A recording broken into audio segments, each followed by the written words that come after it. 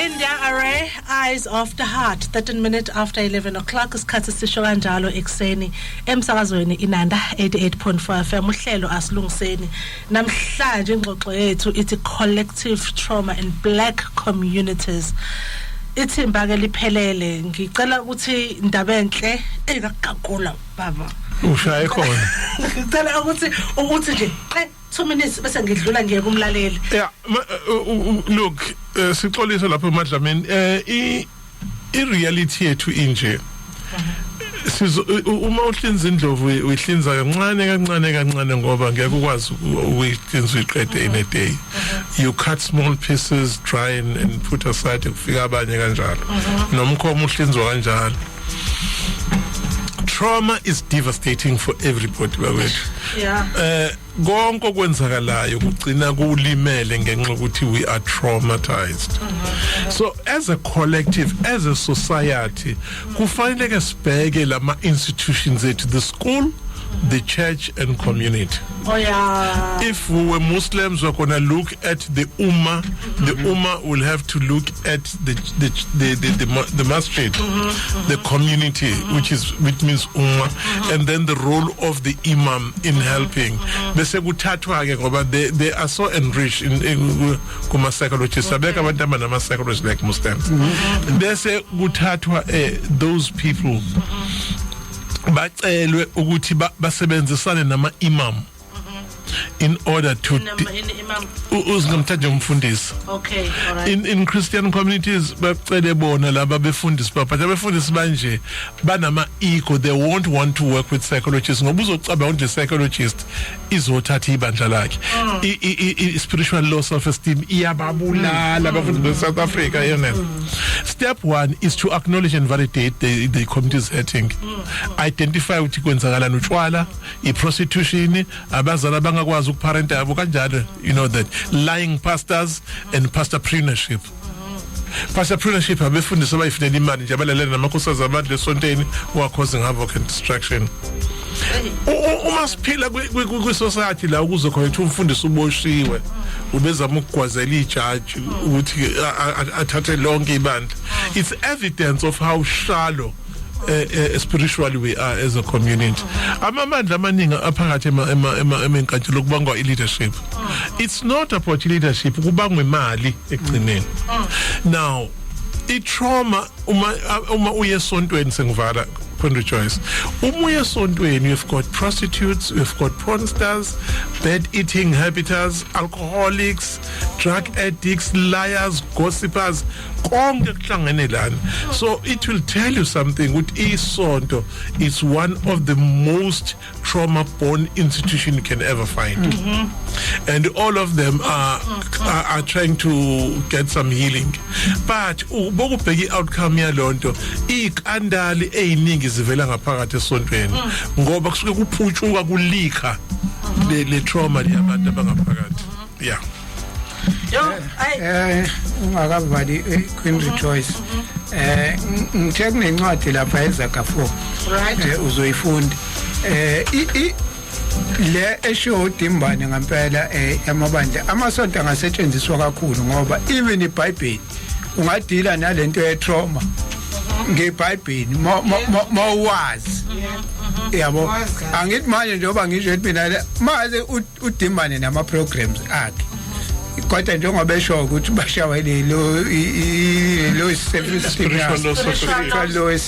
self esteem abavumi kodwa manje angakwazi ukuthi abasize nama verses eBhayibhelini okwazi ukuthi adile nabantu abane trauma ukuthi enze imaphi wona.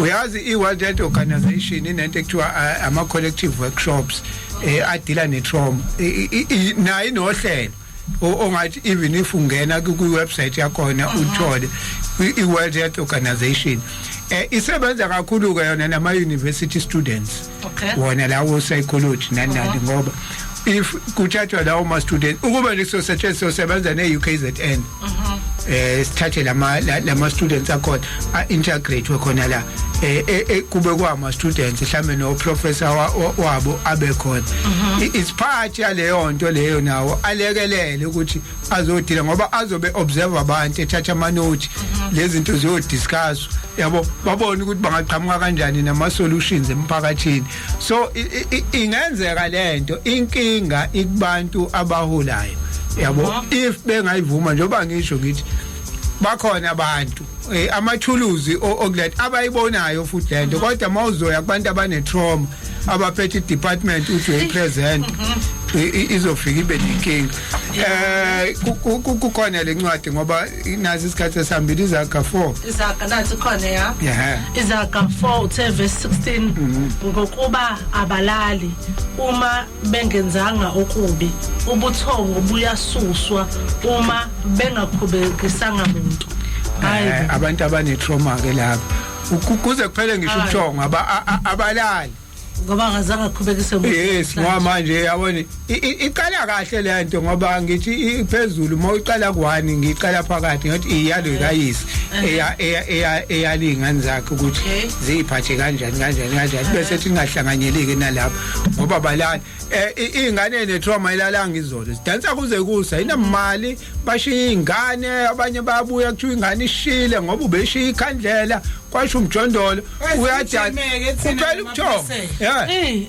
gidi kuphela ubuthongo kuphela ngisho ubuthongo umuntu kuyabanda kuphela ngawo uhambile ulele akulaleki ngoba manje abusafiki nobuthongo ilama trauma akanawo ufuna ukuhamba yodansa kuyabanda kunje ufaka isikete esingaka esifishane uyagodola khona lapho unenkinga iyasho njengoba ngitshathi neBhayibheli ngalekelela ngoba liyasho ukuthi kuphela ngisho ubuthongo umuntu ngoba manje ife ngayenzanga into embi ngazi ukuthi akenzanga lutho ngalolu suku ngoba ukhuliswa ngoba ubuhlungu engathi naye everyday ngane into ebhlungu hayi uklasula umuntu ingakho kuba bona uzwile ekseni kade bekhuluma yes bekhuluma nge-social media ukuthi ke uthola lapho ke isikhathi ku social media ukuthi ungathi ukhuluma ngenye into avela ngene nje nathi pho indaba wena ube neziqhomenje indaba uphumile ngoba manje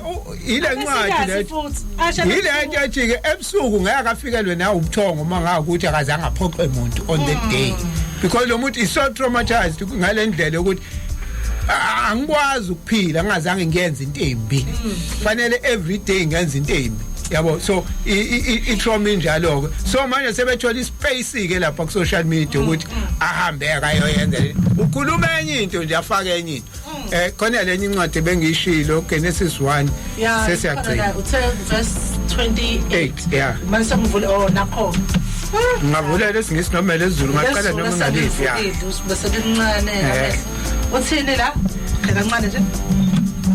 Alright, uNkulunkulu wababusisa, uNkulunkulu wathi kubo zalani nande nigcwalise umhlaba niwuqobe. Okay, lesingisi any version in English? No me. Okay. Bayithanda ke babazala kangaka nje baze basho basekele nangeBhayibheli wathi uNkulunkulu azizalane esandi. Kwasho uNkulunkulu wazalana nandi. So manje kufanele namadoda azalisa izingane ezingaka nje uthi hayi phela uNkulunkulu washo wathi abondli kodwa uthi unezingane eziwu15 eziwu10 zalisa yonke indawo athi uNkulunkulu wathi azalana ensandi. Okay. Usutholile ngine NIV njengamanje. God blessed them and said to them, be fruitful and increase in number, fill the earth and subdue it. Right? Yalibona singisi nesizulu alifani. Ithele singisi be fruitful. Fruitful esizulwini. Usojazalana nani. Uthi nje zalana nani. Kodwa lesingisiqala be fruitful and increase in number. Bese niyazalana nani be fruitful. So uzala izinto ezinjani wena njengoba kuningi nje phela niyanda kodwa are you fruitful ithele izinto lenzalo yakho noma uzala igebengu ziyande wandisa ubugebengu nje uthi nje sandibile ni fruitful mina kuqala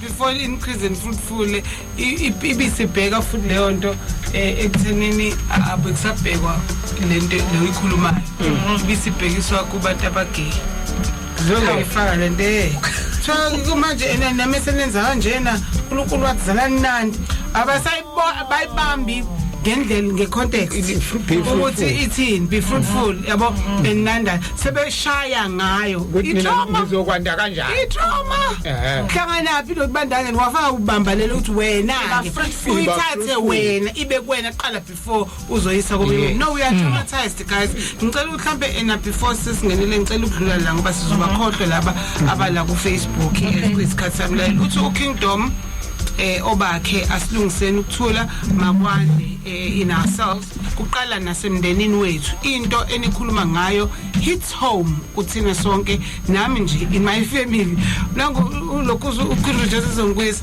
in my family both kabo mama nako baba I see trauma and it's generational lineage because mina ngiyayibona it stops ngami my children won't experience it uNkulunkulu emuhla usiyabonga kufanele abantu abazithatha leyo decision nami lento engisho ukuthi it's International Women's Day. Women stand up and do something because most of the things zibuyela kuthina ezinzana abantu. Thabo waruna dladla uthi asilungiseni we are listening from kwaMashu G. Kuyitrauma nje kwakona ukubona iningi labantu bala eMzansi ubathole lapha yana ku social media sebefaka izithombe zika Ali Alatoya Khamenei prime leader yase Iran belwa izimpi zase Middle East lapha yana ku social media. To me itrauma enkulu kabi leyo ngezakhamuzi zala eMzansi izinto eziningi kangaka esingakhuluma ngazo size singayiqai okay sikamanxa ngama issues asibhekene nawo njengezwe. Thabo ngicela ukubhekile uyibhalile mfowethu bese ke ya usho njalo manje ngama issues but we focusing on something uyake nama issues wakwabona ku supportwa ukubulalana kwabantu abanye ba support uTrump abanye ba support iIran but kufa abantu lapha now usupporta to support Chiefs the Pirate usupporta ngathi usupport Chiefs the Pirate hey akaba bomb iIran eba bomb hayi America kwanye manje yakuthi wazini abantu laba babhonywayo abafayo itrauma kwabana lokho ukuthi awusaboni ukuthi kufa abantu lapha ya awusho nokuthi awu ngithandazela ukuthi kodwa lento ngephela ngoba kufa abantu abangahlangene nalento hayi abantu ba support ukuthi lo kabulale lo yeah nangu